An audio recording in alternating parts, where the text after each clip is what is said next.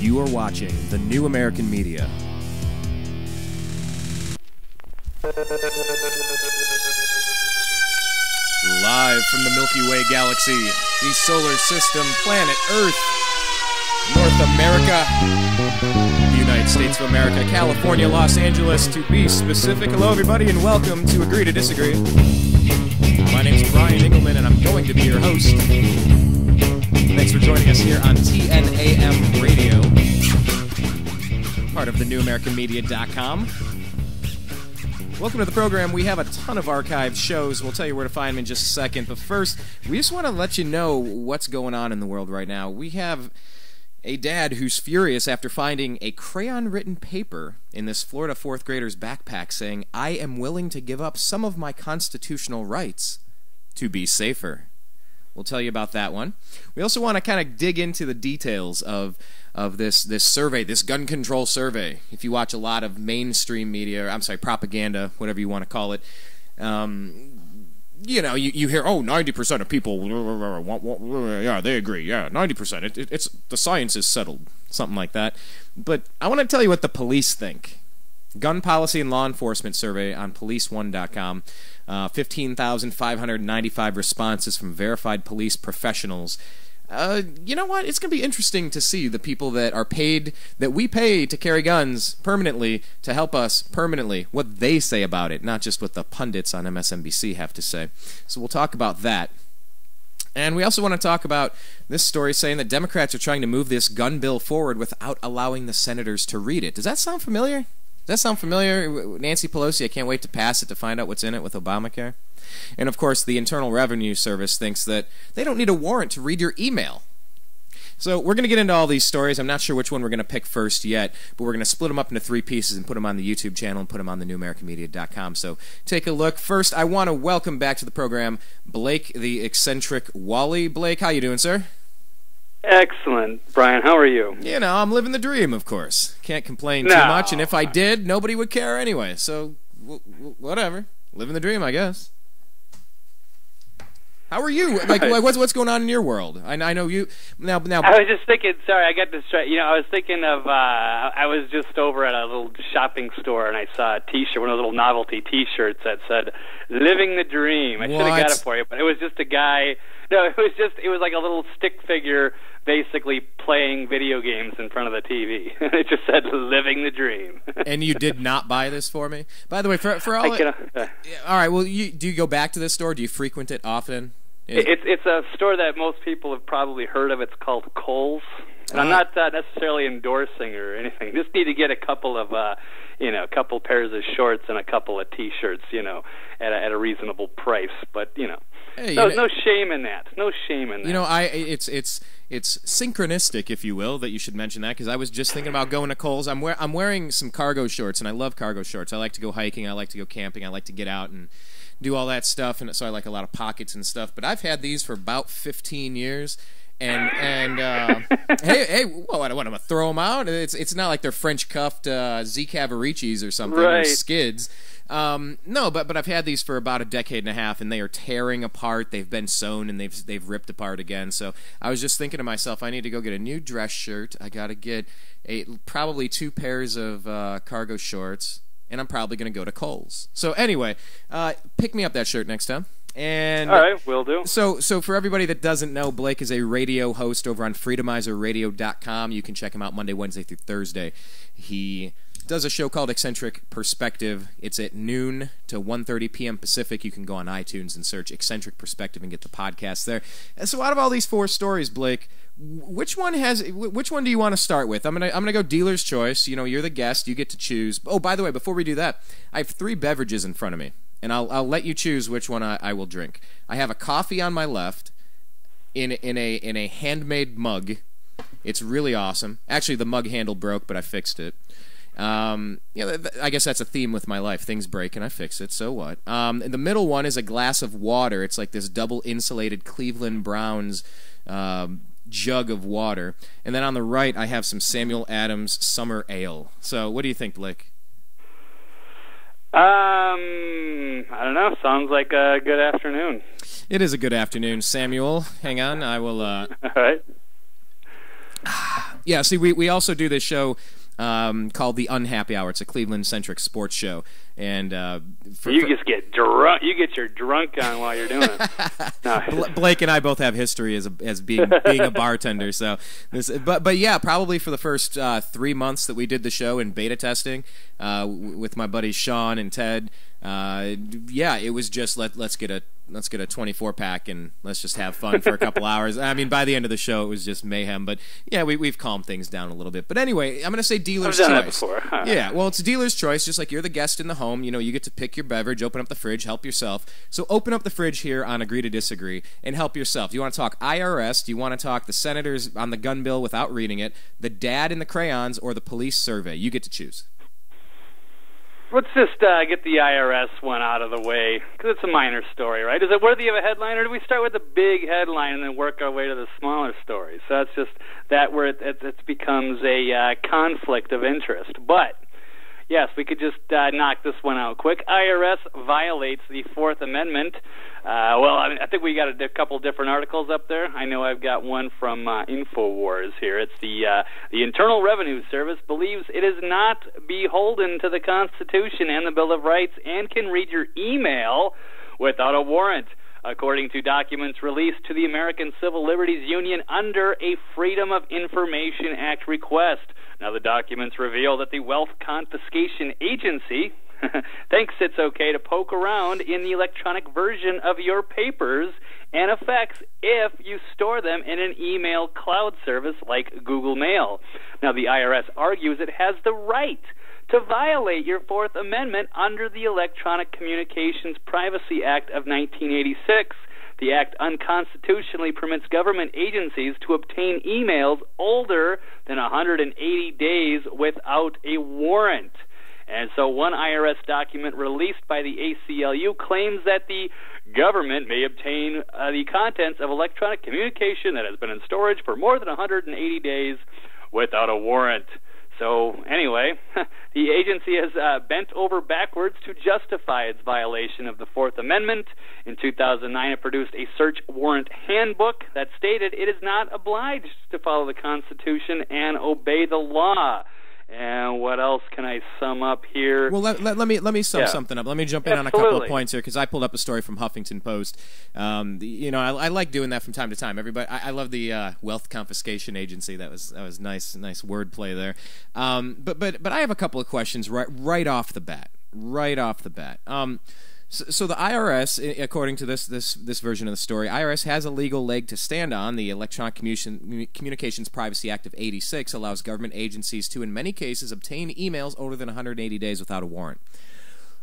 When was it that people started using emails? Was that 1986? Do you think that this ECPA of 1986 properly understood what mass email distribution was going to be in the mid-90s in the Clinton administration? I mean, are they really citing a relevant case is what I'm getting at to allow them? And then, well, let me just ask that question because I'm going to have a few more. Yeah, I have no idea. This is completely unprecedented to me. I don't know. It sounds like this has been going on for a while, and they're acting like it's no big deal. In fact, I did find quite the interesting. The I.R.S. Criminal Tax Division's General Counsel said, quote, that the Fourth Amendment does not protect communications held in electronic storage, such as email messages stored on a server, because Internet users do not have a reasonable expectation of privacy. Perfect. Here's my question. So here's our agree or disagree question for this. Right. Hang on, and now it has to be phrased. Blake and I, we're going to get better at this, but to phrase it into a agree or disagree, I do not consider. Hang on, I consider my emails to be private. Do you agree with that, or do you disagree with that? I consider my emails to be private. Well, I agree, except in terms of the I.R.S. I think that they. No, I'm just kidding. All right, sorry. Yes, I agree, Brian. I can't even do that with a straight face. Blake, you don't need a straight face. It's radio, buddy. Are you sure we should give you a special exception to the I.R.S. because we do need to raise money? I'm going to need you to, this is radio, so I'm going to need you to try that again with super rich sarcasm, because that is one of the calling cards of Blake the Eccentric. Can you try it again? Because I know you're... I think email in a lot of ways should be private, except for, let's just say the whole government. I think the government should be allowed, because they got to keep us safe and protect us from terrorists. And that includes the I.R.S., because we're trying to lean forward and work this out together, and, we would try to get everybody to pay their fair share, but people might take advantage of the system. So I think the I.R.S. should go into everybody's account and find out. If you're not doing anything wrong, then you got nothing to hide and you got nothing to worry about. Oh, see, now you're quoting from the song I'm probably going to have to play after this. Rap News. What's that one called? Hang on. Oh, they haven't been out in a while, man. I haven't seen any work from them in a good time, but that's unfortunate because they put out some fantastic material. The Juice Media Rap News 15. It's called Big Brother is Watching. You must listen to it. We've played it a bunch. We'll probably play it again. But let me get into another thing. The definition on Merriam-Webster.com of treason. Number 1, the betrayal of trust or treachery. 2, the offense of attempting by overt acts to overthrow the government of the state to which the offender owes allegiance, or to kill or personally injure the sovereign or the sovereign's family. Okay, I guess violation of the Bill of Rights with, the amendments, the Fourth Amendment. I guess that's not necessarily attempting to overthrow the government. That is certainly a betrayal of trust, because I consider my emails to be private. And if there are people on there trying to data mine all of your information, where is the protection agency for the consumer, for the American, for the human being that, if I want something obviously public, I'll post it on Twitter or Facebook, or I'll put it on my webpage, or I'll make a T-shirt that says "Living the Dream." P.S. Well, I was going to say something ridiculous there, so I'll stop myself. P.S. Something very embarrassing. But in emails and text messages, I don't send somebody a text expecting that when I run for president, that's going to be used against me. That's nothing that I put out there publicly. I don't know. I consider emails to be private communications. I agree with that statement. If anyone disagrees, please leave your comments at the bottom of the video on this YouTube channel.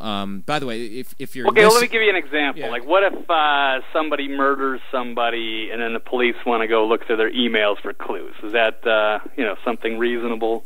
Or is that off the record as well? Could a drone skim your email account remotely? Like, I know police now have the ability to hack your phone without even logging into your phone now. You know that this technology exists, right? I'm sure it probably does. Nothing would surprise me at this point. Okay. I'd be maybe surprised if they weren't. Yeah, exactly. Okay. I'm just thinking this out. So you're saying if somebody murders someone, that maybe then their email is fair game to be hacked? Is that what you're saying? Well, not necessarily hacked, but if it's part of a if it's part of a crime investigation and they're looking for clues. I'm trying to think of an exception and to where you can look at somebody's private emails. At what point does that become okay? So I don't know. It does become... Yeah, in December 2010, the Sixth Circuit Court of Appeals ruled that just because your email goes through a third-party service provider doesn't mean you lose the expectation of privacy. It said federal and local law enforcers would need a warrant to read through the contents of email. All right, with a warrant, it's cool. Okay, so as long as there's a warrant. If it's I don't know. I mean, are you saying that it's just end of story, period? You can never, ever, ever look at anybody's email for any reason, no matter what? Which isn't necessarily a bad thing. I'm trying to think of a scenario where we can agree to disagree. I think we might have to pick another topic if we're going to try to find something. All right, fair enough. Fair enough. I respect that. Go ahead.